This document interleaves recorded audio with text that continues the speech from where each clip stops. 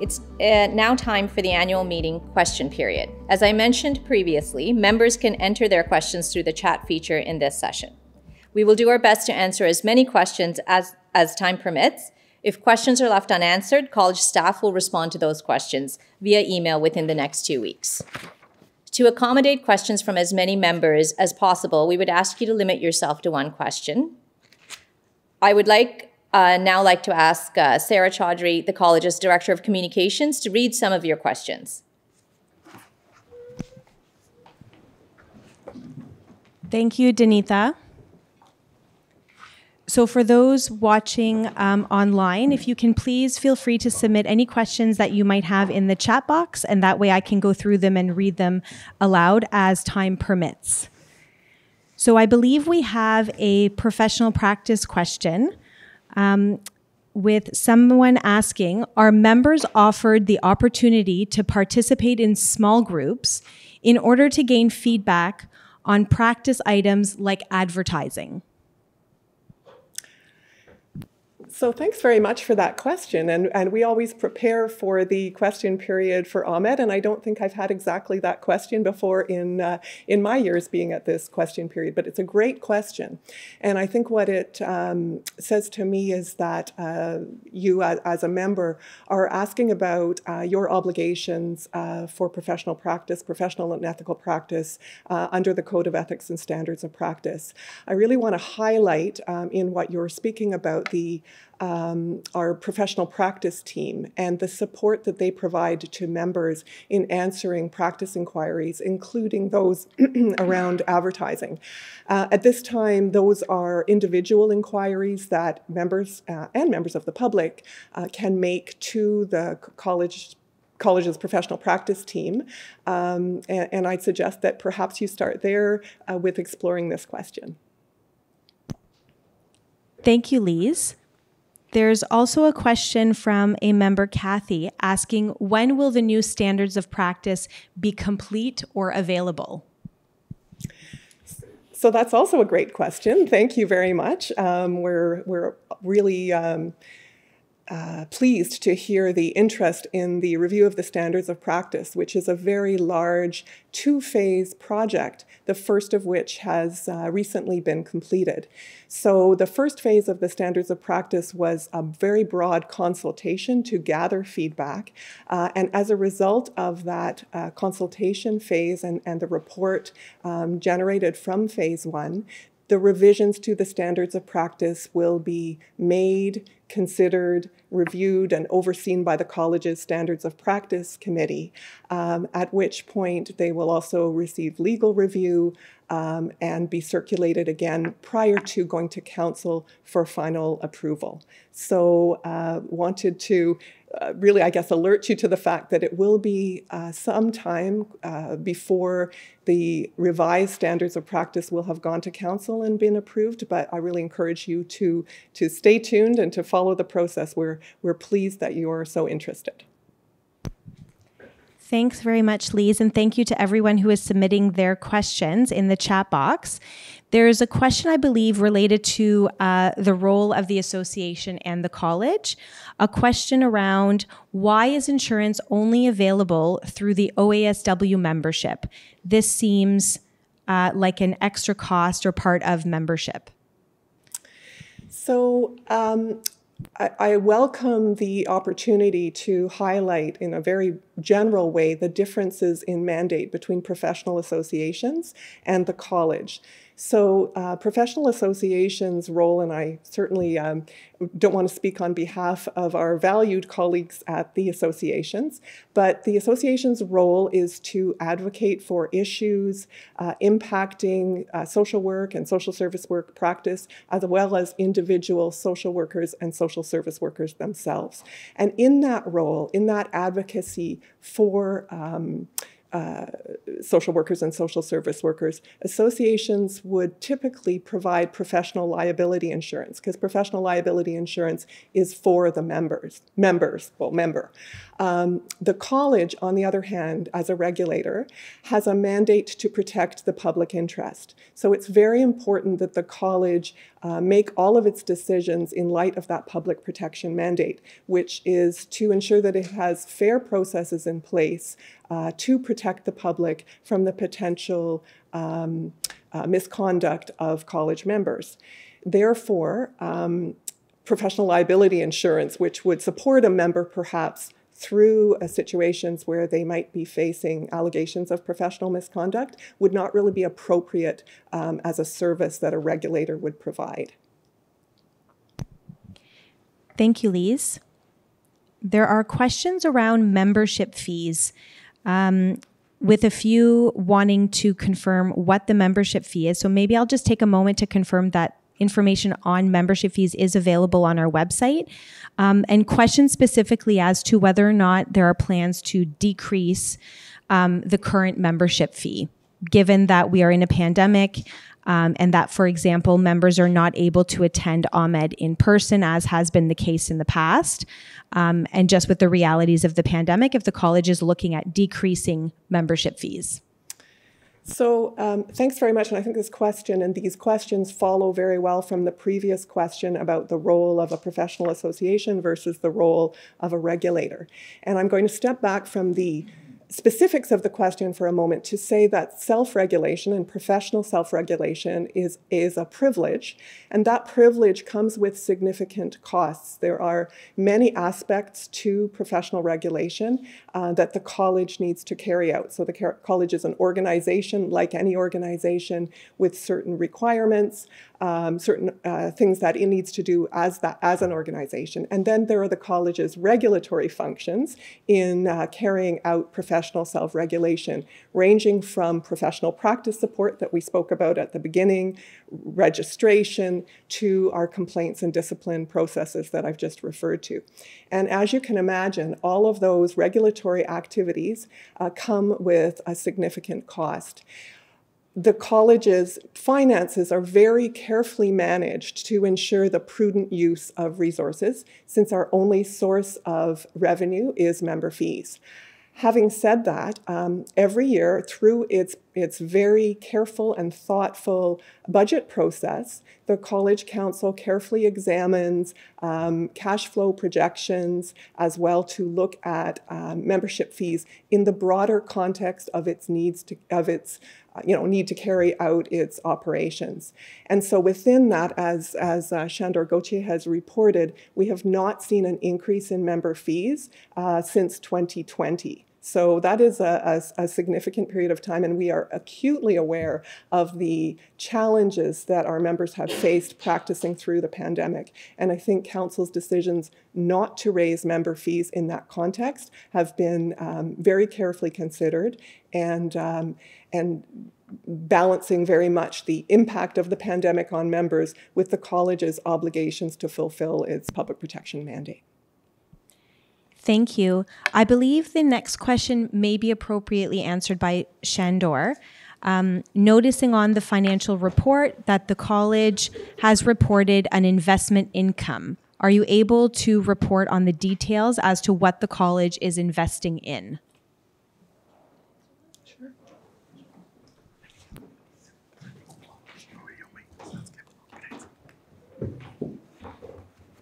So the college is invested in several different types of investments, both long-term and short-term investments as well. Just pulling it up here. There are bonds, there are equities, there are foreign securities, mutual funds, guaranteed investment certificates, and these are broken down between both short-term and long-term, and you can see that on the statement of financial position in the summary financial statement in the annual report. I can also clarify that the bonds, some are maturing in 2022, which are included in the short-term portion of the investments, and the long-term portion of investments consists of bonds that mature from 2023 to 2026. Thank you very much. We have a title protection question related to outreach with the media. Asking, does the college engage with the media in order to identify and rectify misrepresentation of the profession by those who falsely claim to be a social worker or social service worker? And this is another question I'm very glad to hear, because it gives me an opportunity to highlight the hard work of a couple of our departments. So, as you know, the college, through its governing legislation, protects the protected titles: a social worker, social service worker, registered social worker, and registered social service worker, and responds to all reports of reports that somebody is misusing the title. So we have a process through our complaints and discipline department to follow up on anyone who is, it is reported, is using one of the protected titles without being registered with the college. But as far as the media, the college's communications department also monitors media, and we reach out to journalists and to the media in instances where somebody may be referred to as a social worker or a social service worker and are not, in fact, registered with the college.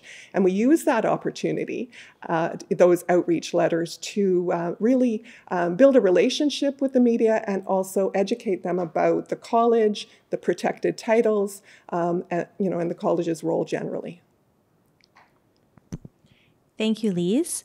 There seems to be a follow-up question, perhaps related to Shandor's prior answer. How will college members benefit from these investments? I'm not sure if that's Lise or if Shandor wanted to answer that. I think I might answer that question, because I think it's a broad and very important question that comes back again to the role of the college. So the college is,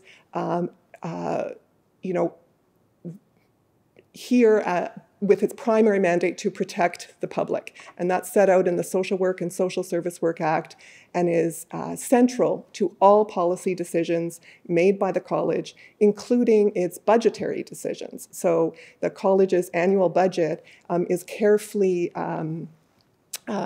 considered and approved by council in order for the college to carry out its regulatory operations. That's quite different than benefiting members. And benefits for members are something that you would expect to see through the activities of the professional associations rather than the regulators. Having said that, I think there is significant value for members in being members of the college.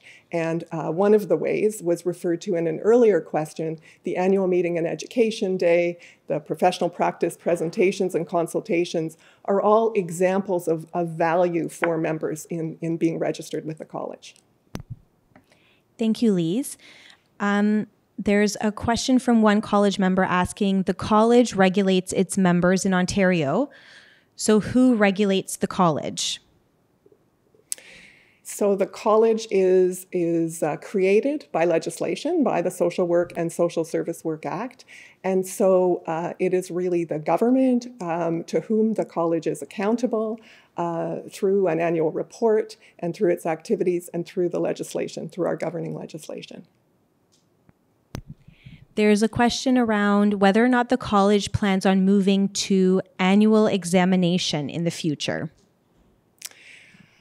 I'm assuming that question might be about entry to practice exams, and this also gives me an opportunity to direct anyone who hasn't already been there, although they must have been there to be participating in this meeting, to our website, and specifically to our entry to practice examination page. And this is a new page that follows Council's decision in September of 2021 to approve implementation of entry to practice exams. So these are exams that applicants to the college would take prior to registration with the college in accordance with the Association of Social Work Boards timelines. And the reason I'm mentioning that is because those entry to practice exams will not be implemented until 2027. Thank you, Lise. There are questions as to whether around the title of clinical social worker and whether or not the college is considering it being a title in Ontario as it's been introduced in other provinces. So the title clinical social worker is not a protected title, and in fact, it can be misleading for members of the college to use the title clinical social worker, which implies that it is, and there is such a title in Ontario. So I welcome the question because, as you know, the Controlled Active Psychotherapy in Ontario falls under the scope of practice and is how the college, how some aspects of clinical work are regulated. But having said that, the title clinical social worker is not appropriate for members of the college to use. They should be careful to use the titles social worker or registered social worker instead. And there is, again, information on the website to speak to this in a little bit more detail if you're looking for more information. I think that sometimes it can be a little bit challenging to compare province to province, and it's true that some provinces do have a clinical social worker category of registration, and that category would be set out in their legislation.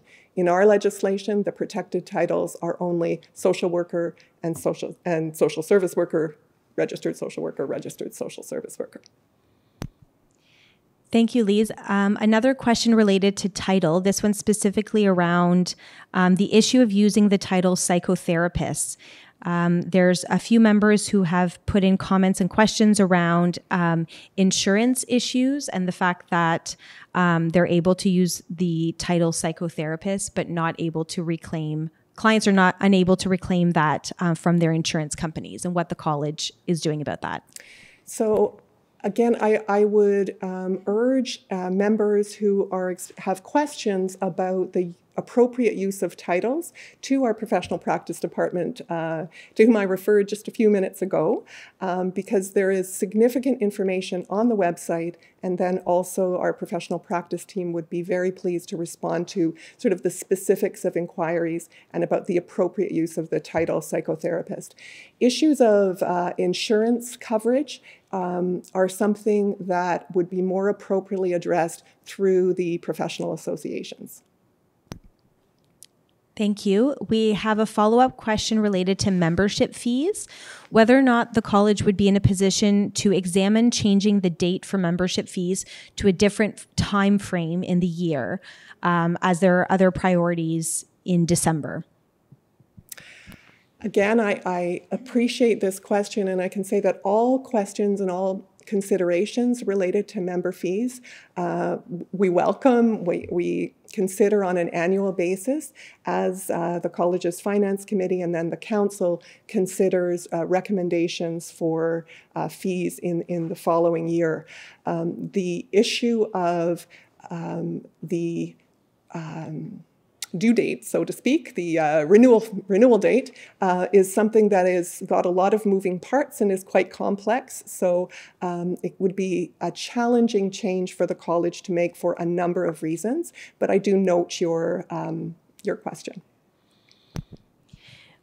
We have a question around remote work, and given the ongoing high costs of rent, wondering if the college is considering moving staff and the organization to remote locations. It's interesting that we've reached this point in the question period and we haven't yet touched on COVID, but here we are and we're talking about the fact that we have been operating remotely. Most of us, you as members of the college and the college as a regulator and as an organization. And throughout the pandemic, first of all, I'm extremely proud of the responsiveness of our entire staff team in pivoting, and that's the only time I'll use that word, in pivoting to a working fully remotely for a period during the pandemic, and then resuming some regulatory operations on site. One of the things that you will have seen from Shandor's presentation is that the college continues to grow, not just in terms of the number of members, which you can imagine comes with significant other operational requirements. So as an organization, we carefully look at the fact that premises and rent are a significant portion of the college's annual budget. Having reflected on those pieces, it remains important for the college to operate on-site as an organization, given the functions that and the staff that currently do work on-site. Thanks, Lise. A follow-up question around the entry to practice exams. Would existing members have to also take the exam, and could this potentially mean that their registration with the college be revoked? So that's a simple, straightforward answer that I think that member might be relieved to hear. The entry to practice exam is not for current members of the college. It would be only taken by applicants, people applying for registration with the college.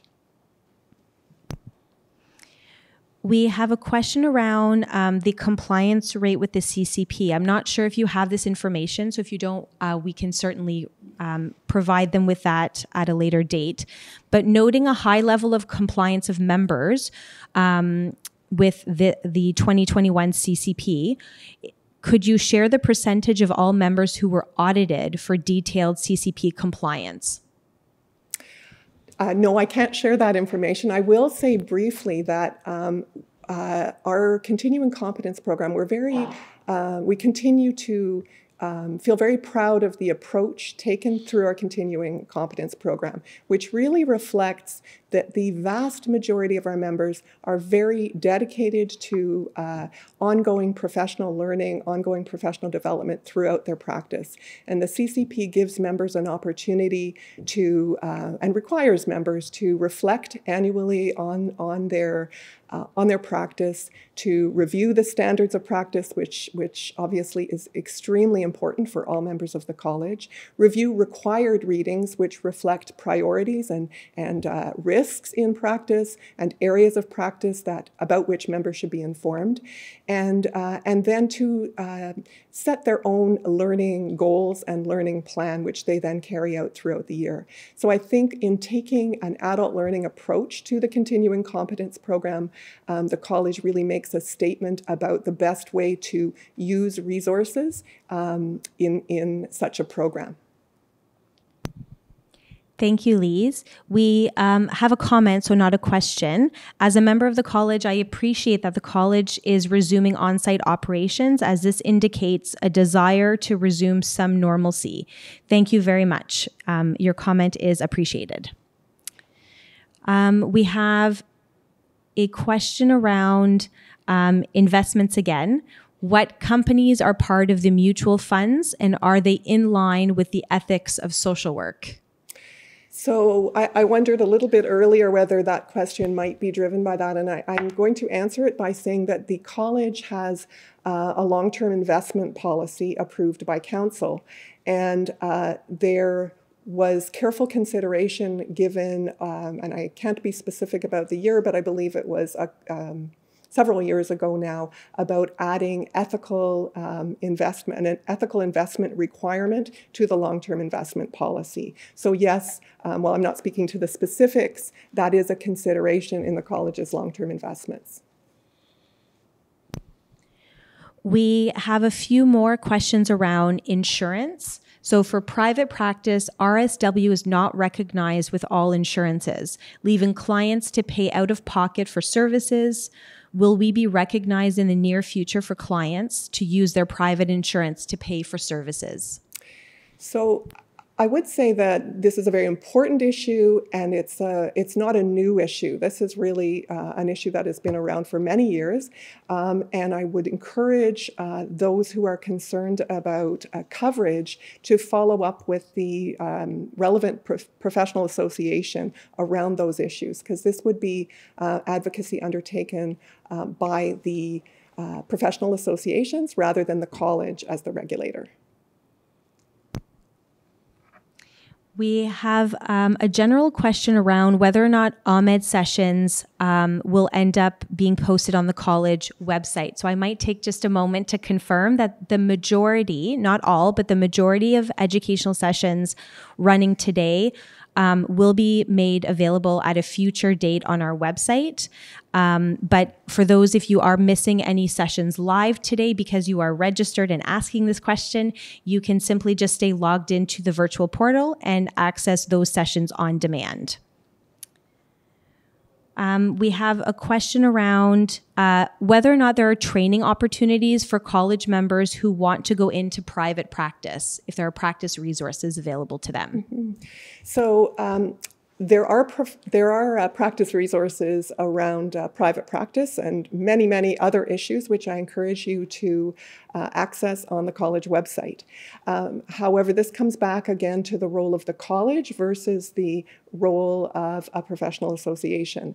So there are considerations that relate to ethical and professional practice, and private practice in that context would be covered in our resources. For the business aspects, for lack of a better term, to setting up a private practice, I would encourage that member again to consult with the professional associations.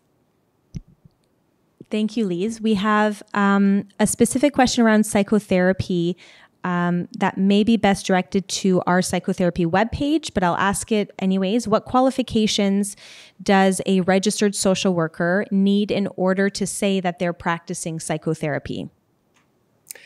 This is a really important question. I'm actually going to take the opportunity to speak broadly to competence and the role of the standards of practice. So all members of the college are required in anything that they do, including psychotherapy, including providing psychotherapy services, to ensure that they are competent and to ensure that they follow the college's code of ethics and standards of practice. And I think that's very important to put the practice of psychotherapy in that context. In terms of psychotherapy specifically and the controlled active psychotherapy, the college has practice guidelines on psychotherapy which address various considerations for members when they are considering whether or not they are competent to perform the controlled active psychotherapy. So I'd encourage you again to take a look at that. But again, just another plug for our professional practice team who would be happy to discuss those questions in more detail. Thank you. We have a few more minutes for questions.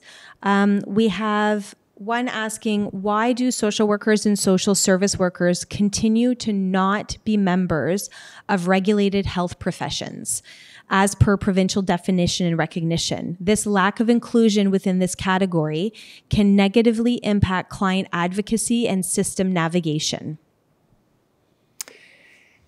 This was a question. So the college, as you all know, is regulated under the Social Work and Social Service Work Act, and we are accountable to the Ministry of Children, Community, and Social Services. And those decisions about where social work and social service work would be regulated were made well, obviously I'm not in a position to be specific about the exact timing, but well before 1998. And so the decision comes back to the creation of the legislation and the creation of the college through our governing legislation. The questions that you raise about the college missed opportunities or challenges because the college is not considered a health profession and is not regulated, does not regulate health professions, is a really important one because it speaks to the importance of the college engaging with the government to ensure that we are in communication not just with our ministry, but with the Ministry of Health, because of course many of our members work in health and health settings and are impacted by changes that might be intended for regulated health professionals. And I'm happy to say that our efforts in this regard, in ensuring the visibility of the college with the Ministry of Health as well as our ministry, have been very positively received. Thank you, Lise. Just noting, we have quite a few comments just saying, words of appreciation that you're here today answering these questions. They found it very helpful to be able to hear what their colleagues are asking and questions being answered that they themselves have been wondering about. Thank you. We have a question I think that's you've already answered, but perhaps we can ask it again, just around entry to practice exams, whether or not existing members will have to take that exam and what that means. So I'm going to use this second opportunity to say I'm glad people are asking this question. I'm glad people are paying attention to decisions by Council and the important September 2021 decision that Council made to implement entry to practice exams. Entry to practice exams are a very important additional tool to public protection. They're another way that ensuring that anyone registered with the college is competent and can practice ethically and professionally. So they are exactly, I'm specifically using the term entry to practice exams because they are for applicants who are applying for registration with the college. And they are not for current members of the college. Current members of the college would not be required to pass entry to practice exams before, in relation to their registration. We have a registration question. What does an aspiring member who did not go to school for social work or social service work, but has been in social service work role, need to do to join the college? So the college's registration requirements are set out in the registration regulation under the Social Work and Social Service Work Act. So I would encourage you, I'm not directing you to the Act, I'm going to direct you though to the registration pages on the college's website, although I encourage anyone to read the Social Work and Social Service Work Act. But there are very specific requirements because in addition to its regular route to registration with the college, we also have equivalency routes to registration, which is where an applicant demonstrates a combination of academic qualifications and experience performing the role that would be equivalent for either a social work degree or a social service work diploma. That's a very nutshell version of that process, and I would encourage the member in this case, I assume it's a member, to visit the website for more detail about that. Thank you very much, Lise. So I think we'll leave question period at this point in time. There are a few practice-related questions that have been asked, and we'll ensure that we reach out to our professional practice department so that these individuals can receive responses. So I will pass it now over to our Council President, Mukesh. Thank you, folks, and good morning again. Excellent questions and obviously excellent responses. So kudos to Lise Bedridge and Shanda Gauthier. Thank you very much for your excellent and comprehensive responses to those questions that we've had this morning. Just to remind members that please feel free to submit any ideas you may have with regards to support that you believe that the college can provide to you as we go forward. We will, as a council and the college, certainly consider those ideas and see if we can accommodate that. This concludes the business to be conducted at the 22nd annual meeting of the college. Thank you for your attendance and participation. Much appreciated. The meeting is now adjourned.